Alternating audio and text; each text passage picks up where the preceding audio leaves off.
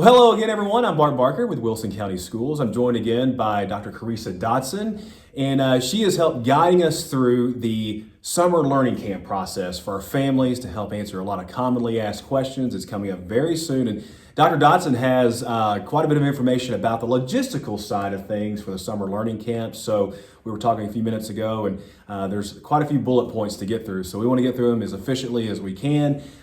Transportation, extended care services, those sorts of things. So Dr. Dodson, summer learning camp coming up, and logistically speaking, a lot of pieces go into this, but we want to focus on a few areas of some primary ones today that I know some people have questions about. What do you want to start with first? Let's start with technology. It's technology. Let's go for it when it comes to summer learning camp and a very specific tool that our students will need, correct? Yes. So we are working to have computers checked out to our summer learning camp sites. Okay. So students who are attending camp will not be keeping their own computer. They will turn theirs in at the end of the year at their school, just like they always do. And then they will be assigned a new Chromebook during summer camp. However, those Chromebooks will not go home. They will stay at school. Say it a little louder for the people in the back. The Chromebook that your child has now, if they're going to be doing summer learning, it will be checked back into their school and be reissued one for summer learning camp. And the beauty about this, they won't have to carry it home and keep up with it. It will just, in the camp, it will be turned in at the end of the day and that sort of thing. So it'll stay in that place. So that's good to know. That's all. Anytime we can not have to keep up with as much stuff, that's always great. Yes, and any of our students who have special needs, who have extra, like read and write on their Google Chromebook, those things, as soon as they log in, those things are there on any computer. So they don't have to have their own computer to have all the modifications that they have currently in the classroom. So they will continue to have those during summer camp.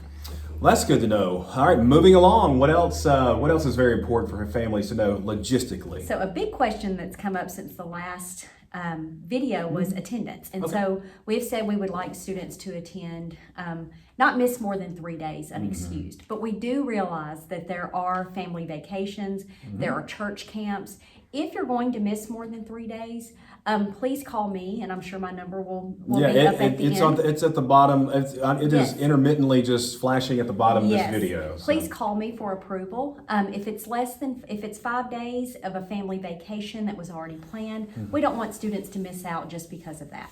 So there will be some leeway. We just don't want it to be unexcused absences, such as the student didn't want to come today, or other things. But if there's a family thing or a church camp or another camp that you had already applied for your student to attend, we fully understand that. We would still let them. I think this is a good point to remind families as well. Take a look at that summer schedule with your household right now, like as soon as you can. And if a lot of conflicts are coming up that are getting in the way of possibly doing, because look, we want to do everything, but we just can't. And that's okay. Just have an honest question yourself. Can my child really commit to this the way that it's intended to work for, and to be fair to everyone else? Because the reason we say that is, if it looks like the summers are getting a little crowded and other conflicts are popping up, that will open the door for someone else to get in, because we do have a waiting list that's still ongoing, correct? Correct. So let Dr. Dodson know it's no worries, no penalties or anything, no demerits, but we just do need to know, because that would allow someone else to step in and take that place. So just want to throw that out there. Yes, and in our initial video, we had also said the deadline for the wait list to apply and confirm was yesterday, on Wednesday. Okay. So today is Thursday that we're recording this. And so we have extended that to May 19th. Okay. We are having some issues with families having difficulty getting the confirmation in Skyward. Okay. If people call me again, I can help them. I can do it in about 3 seconds over the phone. So don't stress about it. Just give me a call. Yeah, she's here to help. You've seen her phone number. You've seen her email. She is your primary point of contact for summer learning camp. So, and I'm telling you, I've spent a lot of time with her recently, and she wants to help. She wants to make sure that your questions are answered and that this process goes over as smooth as possible. You got to remember, folks, a lot of this has been handed down from the state, and instead of maybe a full year of planning for this summer, This has really kind of been a planning process of around, I don't know, two to 3 months. And so there's a lot of questions, and we know that you have them. Dr. Dodson will be glad to answer those. Because I think about it daily. So things that you're wondering about, hopefully I will know right off the bat. So feel free to reach out. We were talking about, what else did we want to touch on? Was it the transportation aspect? Transportation. Okay. Now this is the most, I have to look at my notes for this one. Go for it. We are providing shuttle service. So Okay. it's not pick up at your home transportation. It is pick up at your zoned school transportation. Okay. So, and we will have a website going up early next week. Okay, yeah. And so all of these, we have a student handbook, we have a frequently asked questions document that will Okay. be on that website.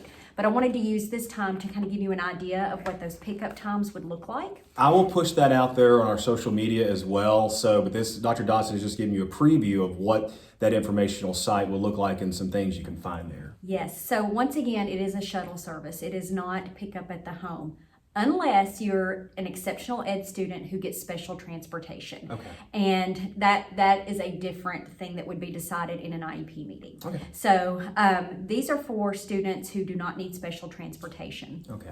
So at Elsie Patton School, which is one of our locations, they will be picking up from the following sites. Okay. They'll pick up from Lakeview, Mount Juliet, W.A. Wright, and West. So Okay. they will pick up at those times at 7:15. Okay. So what we're asking is that you not drop your student off any earlier than 10 minutes before that pickup time. So 7:05 at the earliest. Okay. Then they will drop them back off at 3:05.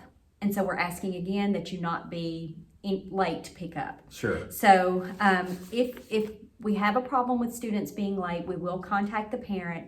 And if it continues, there will be a dismissal from camp. Okay. So we really want to give our staff really respect their time. Mm-hmm. And so we want to be able to pick up and drop off efficiently. So all of this pick up and drop off information, and don't think, oh, I need to get a pen and pad right now. All this will be on our website. Yes. So I think the point that Dr. Wright, or Dr. Thank Dodson. you. That's a compliment. I've said Dr. Wright a lot this year in a lot of videos and things with Dr. Dodson. I think the point she's trying to make is to be on the lookout for that website that'll contain that information, and it's not at home pick up and drop off for summer learning That's right. camp. It is pick up and drop off at a particular zone for those students who are going to those selected schools, who will be those schools that will be a designated summer learning camp site. And am I correct in That is saying correct. that? Okay. That is correct. So that is just an example that she gave of kind of how that flow will work, and certainly more information about all the pickup and drop-off zones will be on our website. That's right. There are only 2 schools that will not have shuttle service. Okay. And that will be Stoner Creek and West Wilson Middle School. Okay. Because the Stoner Creek students, K4, will be going to Elsie Patton, which is right behind Sure, there. And West Wilson, their school right now is Mount Right. Juliet Middle School, which is our camp location. So Okay. those are the only two schools that will not have a designated shuttle. Okay. But all of those times will be listed on the website, in the student handbook, lots of places. So Yeah. just be on the lookout for that. We were talking about extended care. That was one thing as Yes. well, and I know that's Yes. always a question that people have. So again, this is just a casual. You just feel free to look through your notes and do whatever. So I don't have this memorized yet, but I will within the month. So. You're right, I'm sure. So extended care services. Yes. What do you have on So that? we are offering Kids Club for our summer learning camp participants in grades K through 4. Okay. Okay, and it will be at the assigned site location. Okay. So if you are at Elsie Patton, you will go to Kids Club at Elsie Patton. Okay. Okay, so they can participate prior to camp if they need to be there earlier than the pickup time or the drop-off time, or they can stay later if parents are working and they can't get there at 3 o'clock to pick up their student. Right. Then they can stay later.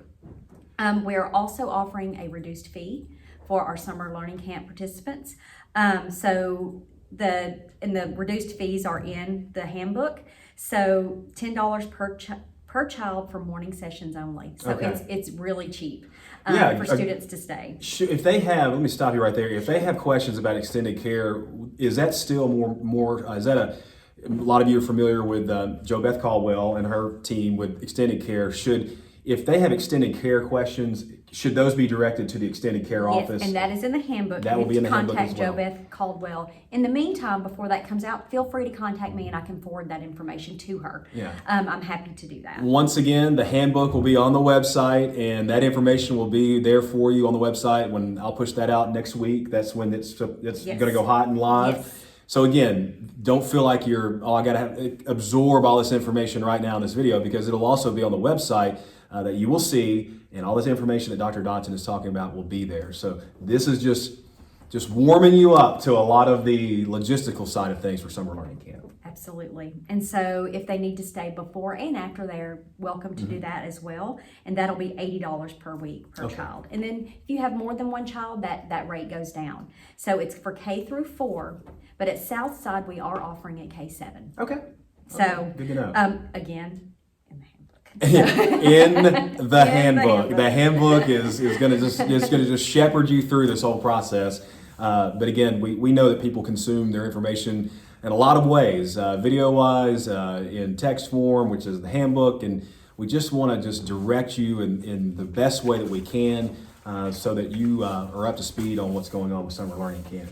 I think it's also, we need to mention as well, no additional applications are being accepted for summer learning camp. I think by now people know that if they show that initial interest and they were pre-selected, or so to speak, it may not be using the correct word on that, if they were, and help me on that, if they were chosen, what is the phrase for that? If they were chosen to participate, they were... So if they showed initial interest, okay. Those that were a priority student got the first invitation. Priority students, correct. Once we had that list and we still had space, we opened it up to the waiting list. But there is that second step to go into Skyward and confirm. And confirm. That is the next domino that needs to fall before everything else. You need to confirm. And again, you're able to do that through Skyward. Through May 19th. Through May 19th. Again, you have any questions? Call me. Call her, email her, whatever you need to do. She'll get your questions answered as well. Is there anything else that you feel like is pertinent to the logistical side of things that you want to add? So just one thing is we will have school nurses in the building. Okay. So we do have that covered. So that's great if there are any medication needs. Since we registered through Skyward, we have all of that information. Our site coordinators and teachers will have access to all of that information that's in there. Okay. Also, at this time, unless something changes with the numbers, face coverings are suggested but not required. Okay. Except on the shuttle buses. Okay. So again, requirement on the shuttle bus. Requirement on the shuttle bus, suggested but not required during the school day. Okay. So that's good to know as well. When it comes to, again, people may be thinking, you said about the shuttle service, that may have sounded like, well, did I miss something about the shuttle service, about pickups? Again, I can't stress this enough. All this will be in the website and all of that stuff. So just want to make you aware of that. And anything that Dr. Dodson is speaking about now will also be on the website too. So again, I think it just can't be said enough that this information will be more than one place, not just here, other places too. Yes, and so we have 2 save the dates. Okay. So May 27th, and you will receive, once we have the completed list, you will receive information about this, but I wanted to go ahead and put this date out there for you. On May 27th at 5 o'clock, we will have a district-wide orientation for camp. It will be in the auditorium. It will be 45 minutes to an hour with just any details. The ATC auditorium. Yes, okay. The ATC auditorium. And so everyone will come to the administrative training complex. Anybody that's interested, we will have an orientation. Okay. So May 27th at 5 o'clock. On June 10th, we will have open houses at each site. Okay. To kick off for the June 14th start date. So June 10th, you'll be able to meet your teacher. Just like when we have open houses during the school year. They'll be able to meet their teachers, meet their site coordinators, which are the administrators for the summer, and be ready to start the summer. Those times are to be determined. Some schools are still limiting visitors in the building. They may be held via Zoom, but I think the majority will be in person. Okay. And so more details will be available on that at the May 27th date at the orientation. I believe last video we did talk about lunches and food service. Certainly that will be in place for our students. Your students are welcome to bring their lunch as well. Correct. If they so choose. So that is another thing that people may be asking about. Of course you can. And there will be other questions that come up. That's why Dr. Dodson is going to anything that you can think of that you're just not sure about. She's there to help. Again, we could probably go on and on and on. Is there anything pertinent else you want to add? Since you mentioned lunch, Yeah. and two things. So lunches will be provided. They can bring their lunch, like you said. Yeah. We will also be providing breakfast starting at 7 o'clock in the cafeteria at the site. Okay. And so the camp begins at 7:45, so we will be able to start serving breakfast at 7 o'clock, but we'll also provide a snack in the afternoon because we realize it's a full day. Yeah. We plan to be outside Yes. during that hour of physical activity as much as possible, so we know kids are going to be hungry. So we plan to feed the kids, but also you don't have to take the shuttle. That's been a question. That was my next question. That was that was my next question. We were talking so much about the shuttle, and we're just right there on this. You can drop your child off at summer learning camp. They don't have to ride the shuttle. The shuttle is there as a convenience for families, all kinds of things, work schedules, and those sorts of things. But you can drop your child off at summer learning camp as early as 7 o'clock for breakfast. Some parents may be getting there as quick as they can at 7 o'clock to do that. So that's always an option there. So no change, just like any other. This has the look and feel of a normal type school day for all intents and purposes. And I think based on everything we've talked about, that seems to be the case. And so you can drop your child up and pick your child up at the summer learning site camp designated for your child. So no worries there. So anything else you want? That's it. I'm not going to say two more things again.